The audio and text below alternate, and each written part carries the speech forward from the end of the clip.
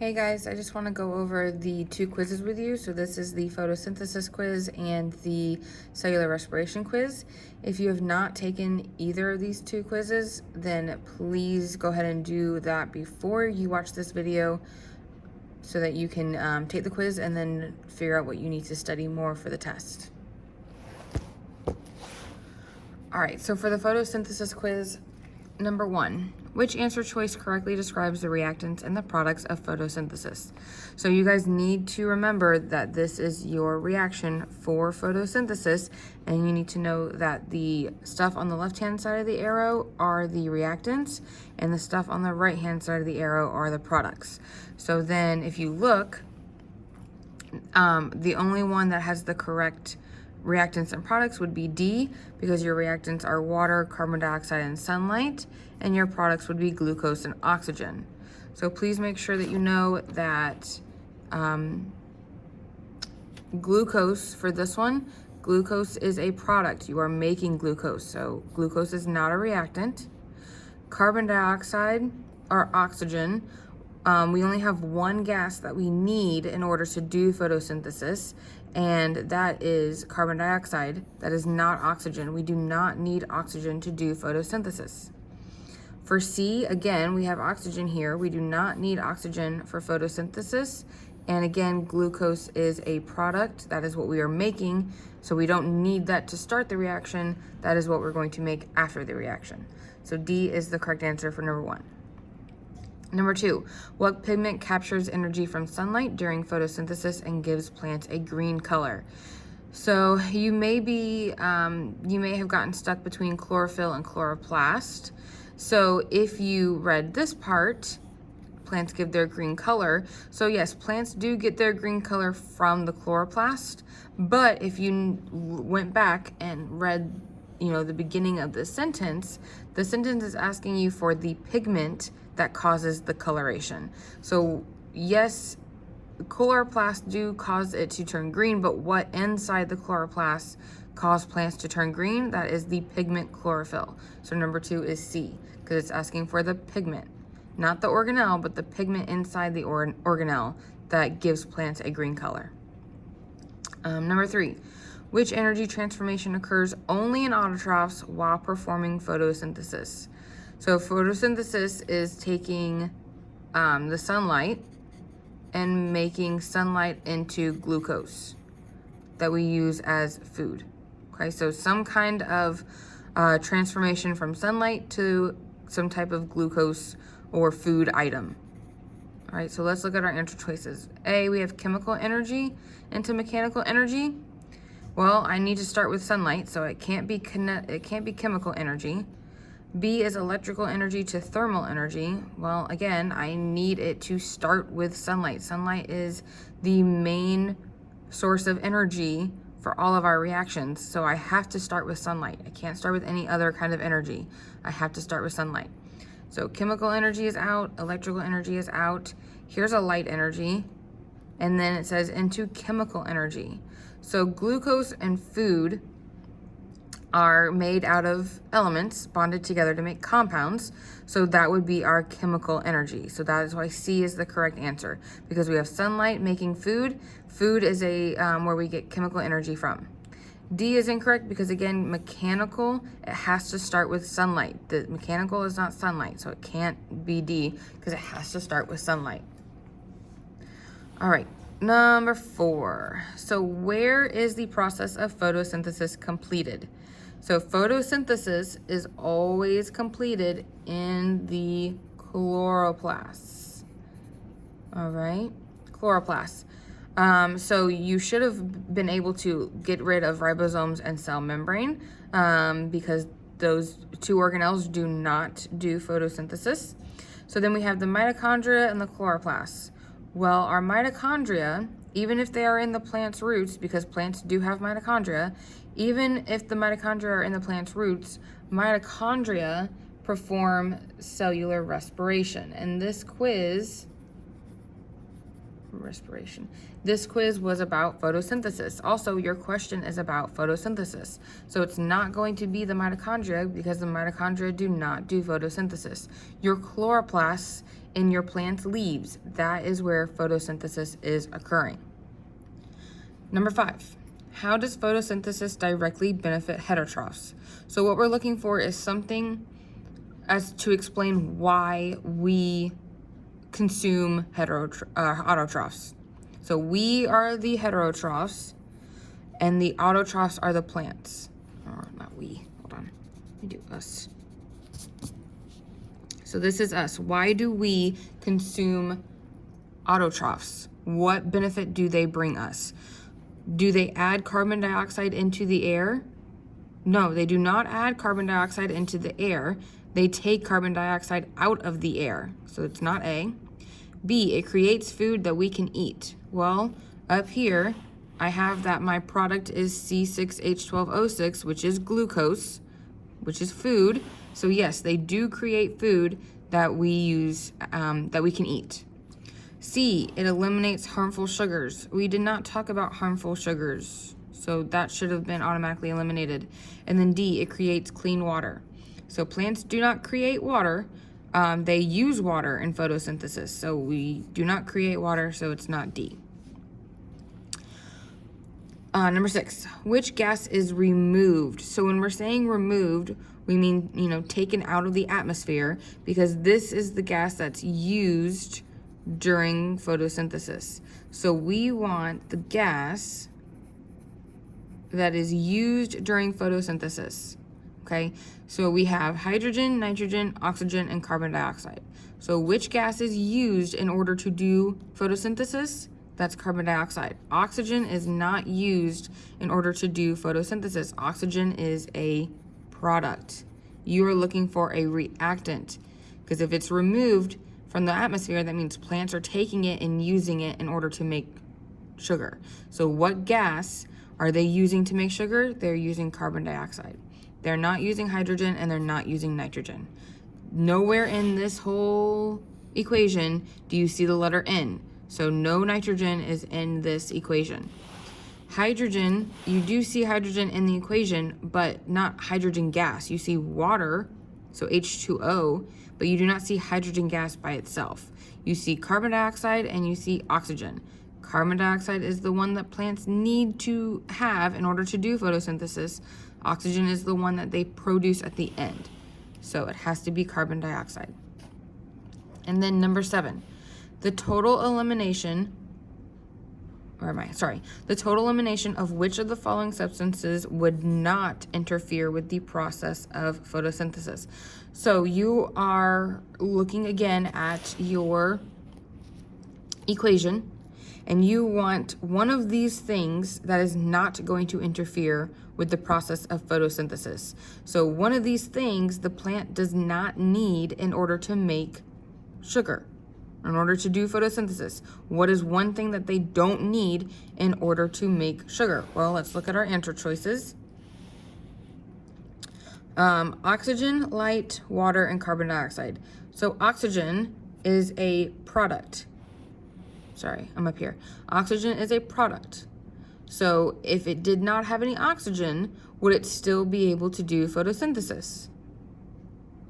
Yes, it would be able to do photosynthesis because it needs carbon dioxide in order to do photosynthesis. So even if you took out all of the oxygen in the atmosphere, the plants would still be able to do photosynthesis. It would still be able to make sugar, and it would even start making its own oxygen, even though you were pulling out all of the oxygen. So oxygen is the one thing out of these 3 that the plants do not need in order to start photosynthesis. Plants need light, water, and carbon dioxide in order to make sugar and do photosynthesis. Number 8, photosynthesis can be broken down into 2 phases, which are blank and blank cycles. If you said C or D, these 2 cycles represent cellular respiration. Okay, anaerobic and aerobic and fermentation, this is all cellular respiration. This is how we as humans and animals take the process of photosynthesis and take this sugar that's made and then convert it into energy. So these 2 things should have already been marked out because this quiz is about photosynthesis, not cellular respiration, right? Also, we're talking about photosynthesis, and these are about cellular respiration. So these two should have automatically gone away. So then you should have been torn between day and night or light and Kelvin. So day and night, if you said day and night, you weren't totally off. You were close. So day, yes, you have one reaction happening during the day and you have one reaction happening at night. That is correct. But this is not the scientific term. These are the scientific terms that you have to use. All right, so it's the light reactions and the Kelvin cycle. Those are your two processes of photosynthesis occurring in order to make that sugar. So make sure you're using these scientific words for our processes. Sorry. All right, so number 9. So in class, I told you about what was happening in this scenario. So what's happening is we have a potted plant, and it's placed inside a clear sealed vacuum container. And remember, vacuum means that all air is removed. Okay, so no air, no gas, nothing in that container. But it is having water being pumped into it on a regular basis. So it does have water, and it's clear, so it does have sunlight. But the only thing it does not have is air. The container is placed in the sun and the plant's growth is monitored. Which statement best describes what will most likely happen to the plant over time? So, first of all, you have two events happening in your answer choices. You have either that the plant is going to grow or the plant is going to die. So if you take out all of the air in that system, the plant is going to die. So let's look back at our equation. So we have air, we're looking at our gases, okay? Because it said that we were pumped, we had water being pumped in and we were in the sunlight. So these two are already there, no problem. But we have all the air removed. So that means we have no carbon dioxide and we have no oxygen, no gases in that environment. So which one of those, carbon dioxide or oxygen, which one of those is going to prevent the plant from doing photosynthesis? Or which one does it need in order to do photosynthesis? And if it doesn't have it, then it's going to die. This carbon dioxide. If it does not have carbon dioxide, it cannot make sugar. Look, there's a C here and there's a C here. This carbon in the sugar is coming from the carbon in the carbon dioxide. So if your plant does not have carbon dioxide in the first place, then it cannot make sugar, because this carbon is being transformed into carbon that's inside the sugar. So our plant is going to die because it does not have carbon dioxide. It's not going to die because it doesn't have oxygen, because oxygen is a product. Okay, it's going to make oxygen. It doesn't need oxygen, it's going to make oxygen. It needs carbon dioxide. So that's why it's C. And then you had, oh, hold on, sorry. And then you had one on the back.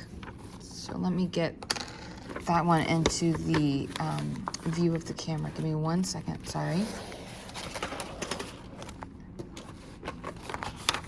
All right, so question number 10 was our picture of our chloroplast, a rough picture of our chloroplast, and you had to label the parts. So label, know what each of these things are.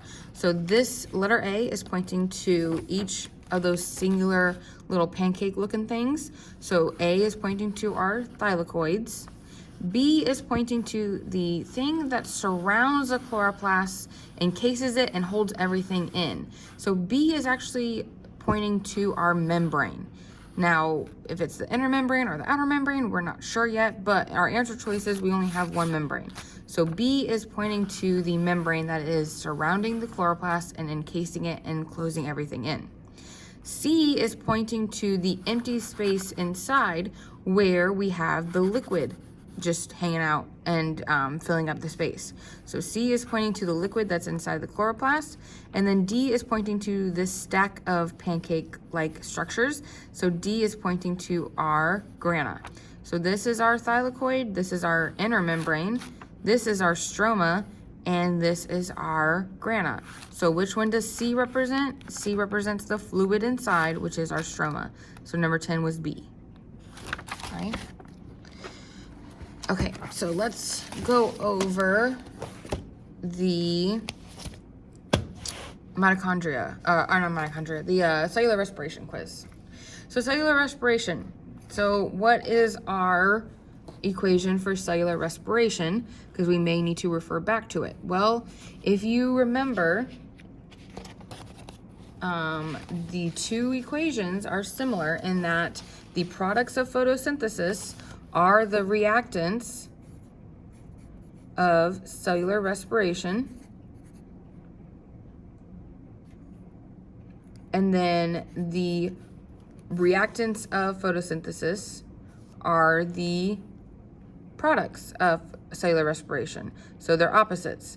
So we're going to take our sugar and we're going to breathe in the oxygen, and we are going to make CO2 and water, and then we're also going to produce ATP at the end.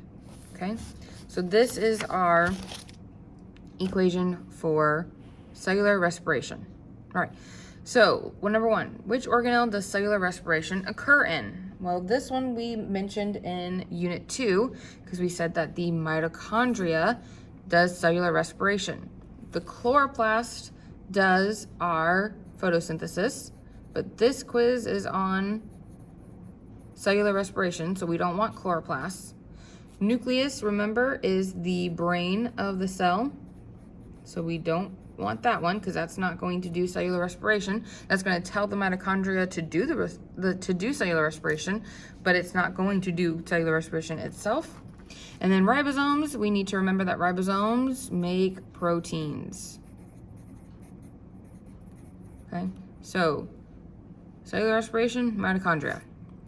Number two, which of the following is not a stage of cellular respiration? So you have 3 stages in cellular respiration, right? You have glycolysis,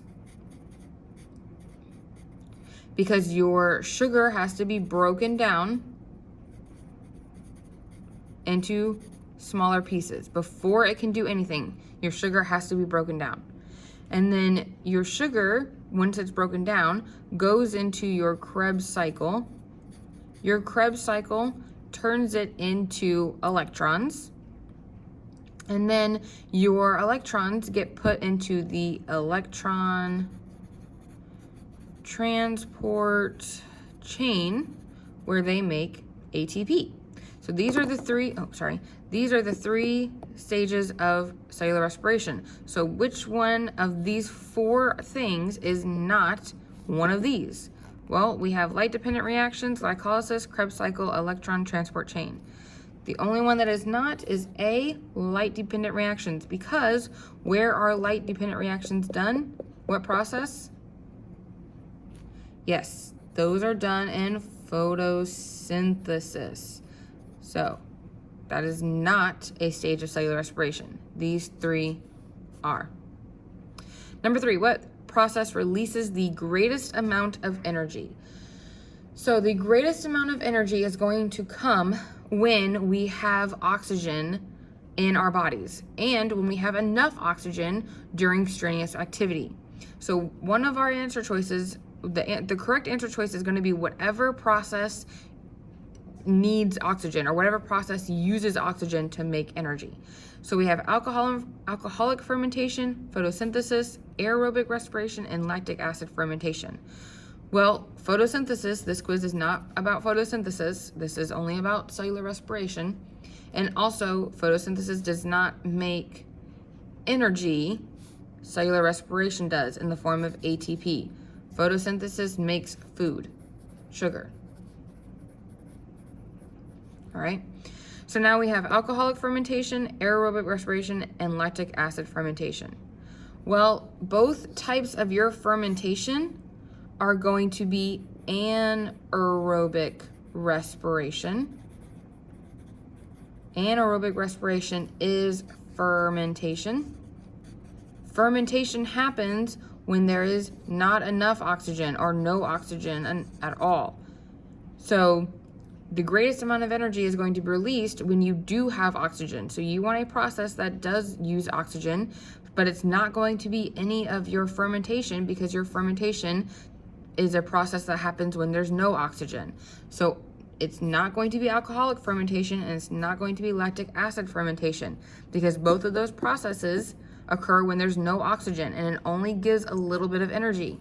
The main source of your big chunks of energy are when you have enough oxygen in your body and you perform aerobic respiration, which is also cellular respiration.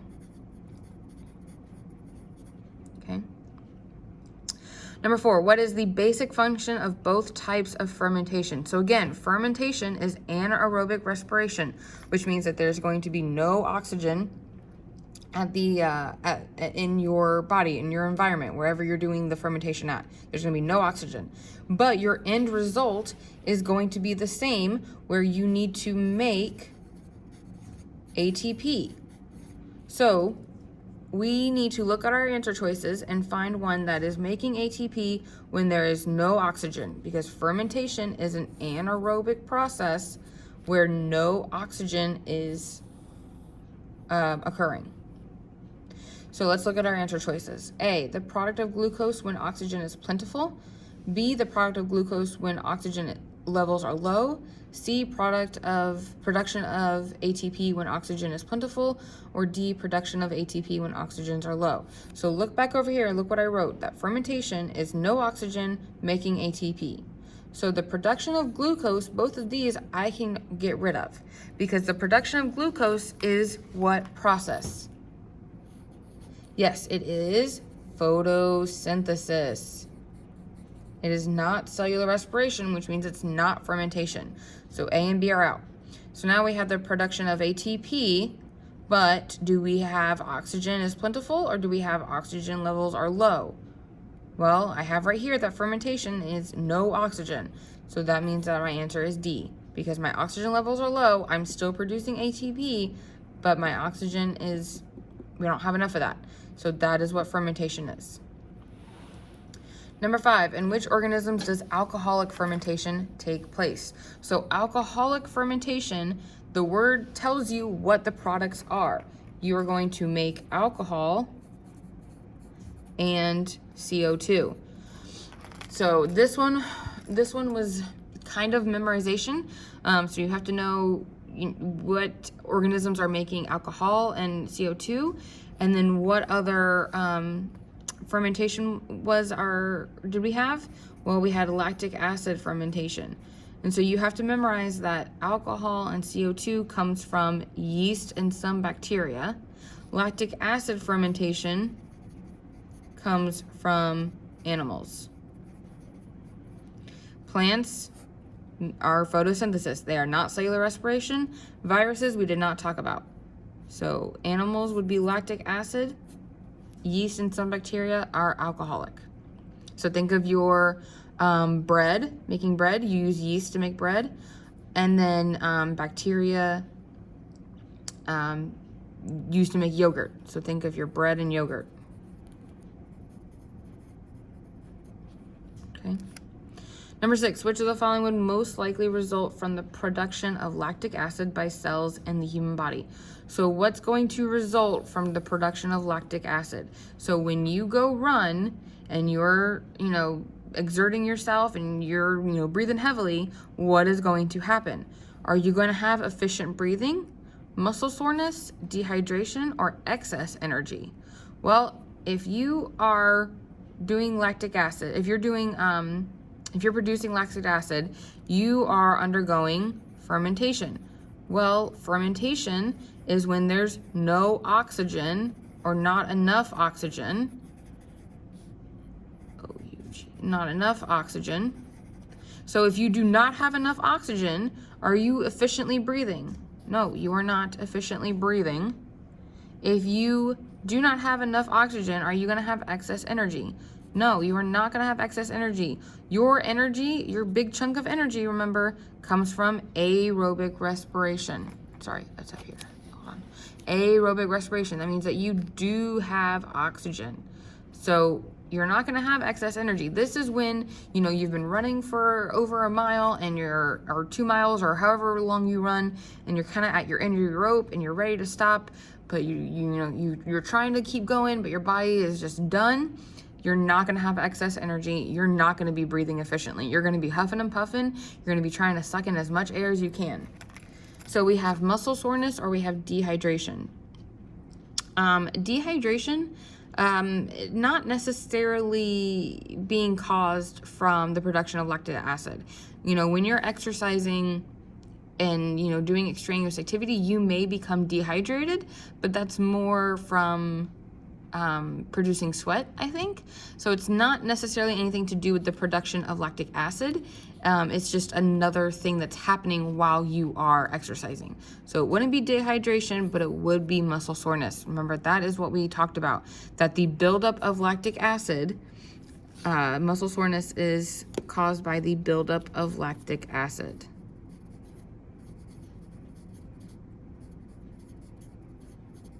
So that one you also kind of had to remember, right? Where in the cell is the primary site for ATP production? So ATP production, is that photosynthesis or is that cellular respiration? That is cellular respiration. So where does cellular respiration occur?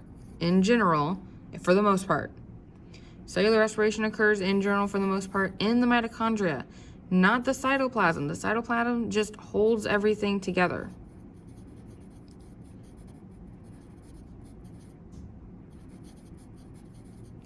Lysosomes, remember, are the trash can of the cell.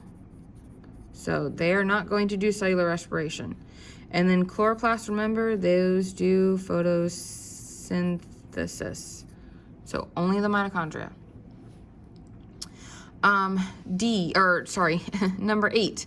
ATP is a compound that is synthesized when which of the following occurs? Chemical bonds between carbon atoms are formed in photosynthesis. Well, is this quiz about photosynthesis? No. ATP, remember I said synthesized means to make. So ATP is a compound that is synthesized when which of the following occurs. So you're trying to figure out what process is making ATP. Does photosynthesis make ATP? No. Photosynthesis makes sugar. So A is out. Digestive enzymes break down amino acids into smaller parts. Did we talk about amino acids and did we talk about enzymes for this unit? No, we did not talk about these two things this unit. This was from unit 1, I think. So this is not how you make ATP. ATP does not come from amino acids. ATP comes from, ATP comes from your sugar, okay? So remember your equation. So they're not, B is out. C, energy stored in nitrogen is released forming amino acids. We are not talking about forming amino acids, and we did not talk about nitrogen. So C is out. D is the correct answer because energy stored in chemical bonds is released during cellular respiration. This is where ATP is made. Chemical bonds inside food is released during cellular respiration to make ATP. Food becomes ATP during cellular respiration. Number 9, how many molecules of ATP are produced at the end of a full round of cellular respiration? So this is the very end, the very last step, or all the steps combined. So we had these 3 processes up here, right?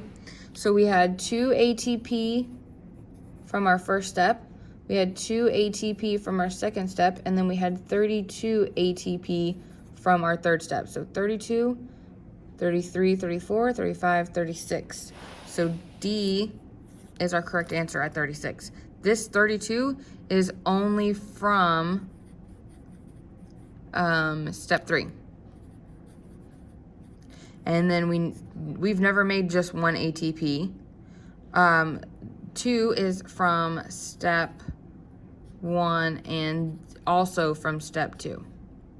But not 2, not 32, 36. And the very end. All right, and then the last one on this quiz was just like the last one on the photosynthesis quiz. So you have your mitochondria, okay? And you have to figure out what letter, this one is letter B. So what is letter B pointing to? Well, letter A is pointing to the folds. Letter D is pointing to the inner membrane. So both of these are kind of pointing to the same thing because they kind of are the same thing. So when the inner membrane folds in on itself, it makes the cristae, and then this one was the inner membrane. But both of those are not what we are wanting. We're wanting B. B is pointing to the stuff inside of the organelle. The stuff inside the organelle is your matrix. That fluid inside the mitochondria is called the matrix. C is pointing to the thing on the outside. So this is your outer membrane. This is your inner membrane. Okay, sorry, it cut off on me. So anyway, this was pointing to your folds or your cristae. This was pointing to your inner membrane, which are kind of the same thing. C is pointing to the thing that's encasing everything. So this is on the very outside. So that was your inner membrane or outer membrane. And then B is pointing to the fluid inside, so the stuff that's inside the mitochondria.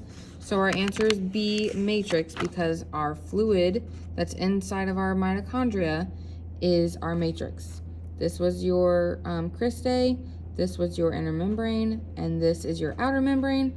B is what we want, so B is our fluid, and our fluid is our matrix for the mitochondria. Remember, your fluid for your chloroplast is your stroma. So stroma and matrix are the two fluids. Just make sure you know that stroma is in chloroplast and matrix is in mitochondria. All right, that was it for the quizzes. Let me know if you have any questions, and I will see you later. Bye, guys.